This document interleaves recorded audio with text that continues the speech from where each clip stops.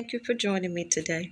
Okay, so I wanted to give you guys a quick glimpse. I know everybody hasn't seen my videos where I talk about how I got to where I am today. So I don't know if you can see what's going on behind me, but I'm in the captain's quarters, okay?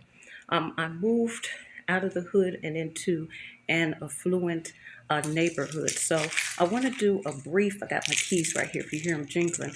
I wanted to do a brief video, okay? Just to encourage someone out there. So give me one moment. So I was trying to turn it around. Let me see if I can do it this way so you guys can get a glimpse of what I'm looking at. This is called the captain's quarters, okay? And all that water back there is Lake Erie. Usually there's like a ton of boats. We just came out of winter, so yeah, everybody and their mama gonna be out. But yeah, I like coming in here from time to time. But what I really like to do is go outside. So I always want to live by the lake. So the next part of the video, you're going to see me out by the lake. So brace yourself. It may be kind of bright out here. Not kind of, it's bright as hell. So next thing you're going to see is probably, yeah, this. So hopefully this is on and you guys can see what I'm seeing. But this is like literally my favorite place to be. Up on the rooftop of my building. And when I tell you guys it feels so good out here, it is so peaceful.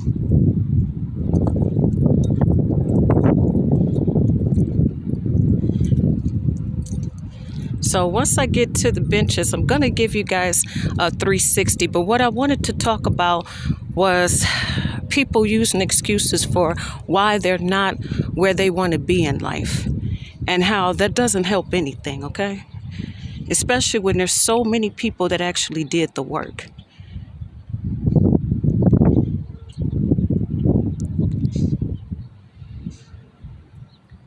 So many people came from humble beginnings or bad childhoods and bad situations, you know. When I was a counselor, well, not a counselor, but I was actually volunteering in the women's shelters. I heard so many different stories. Oh, shit. I heard so many different stories. And what I wanted to do was just talk about real quickly today the excuses we tell ourselves. All right. And especially as Black people, I hope I'm recording because it's so bright I can't even see anything. But a lot of times people will use their childhood traumas, slavery, all kind of things, maybe their weight, their handicaps, all kind of things. While everything is legit, okay? It's not an excuse. But the thing is, like I heard someone say, are you willing to die on that hill? Is that the best that you can absolutely do? See, when you make excuses, nobody's saying that they're not valid. They're just not going to get you where you need to be in life, all right? So I heard it all. I've been through so much. I was a single mother. You know what I'm saying? I grew up in the hood. But the one thing that I did, which I am glad, was I read a lot. I would read books. I would use my imagination. You know, I would take advantage of the programs that were available to me. I learned how to communicate. I learned how to talk to people. I learned how to just be basically a decent human being. And what people relate to, this one thing R.C. Blake said that made a lot of sense. He said a lot of times people don't relate to your victories, they relate to your pain. And so it took a lot for me to get to the point that I can talk about some of the things that I went through. I made a video called, it's about slavery and how Black people use that as an excuse for the reason why they're behind in life. And not everybody, but a lot of people will pull that card out. It doesn't help you. Okay, you're not going to get any reparations. Nobody's going to feel sorry for you. Okay, and you don't have a drop of the problems that those people suffered from. Okay, you have no idea what they went through. And even reading through it, as horrible and terrible as it is, we can't really say that we're going through any of that right now. Yeah, there is systemic racism. There is problems, and the effects are long reaching. But does that mean that you use that as an excuse not to try? So you just use that as an excuse not to be better, not to learn? A lot of times it's just the mentality. We think that it's because people are white, but it's not because of that. It's because of the knowledge that they have.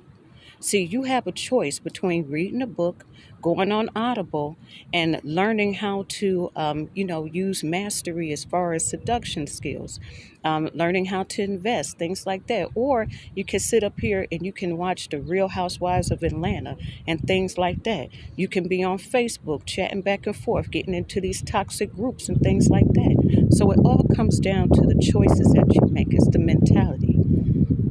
Yeah, of course, you're going to get weird looks or whatever. I get weird looks sometimes. Sometimes people don't want to share the same elevator, but that's not my problem. That's their problem. I came out here for one thing and one thing only, and that was to live a better life. And the story is funny how I got out here, because what drove me out here was toxicity from my own family. But the thing is, I said, well, if I'm going to move, I'm not going to move back into the hood. I'm going to move forward. I'm going to move up. So I worked hard, and guess what? That's exactly what I did. So once again, I tell you this, it's not that the people are white that they have so much of an advantage. It's what they know. Yes, there is a such thing as white privilege. And yes, there's complexion or whatever, complexion protection is real. But also, if that was the case, you wouldn't see so many black millionaires. You wouldn't see so many black people being able to enjoy things simply because they worked hard for it, because they were the best choice. Okay? These people didn't let me come in here because I was black. They let me come in here because I had the money. My credit wasn't good, so I was like, oh, there's no way they're going to choose me. And then when they did, I'm like, wow. They was like, yeah, you'll have to pay full price. But the fact is, I got a chance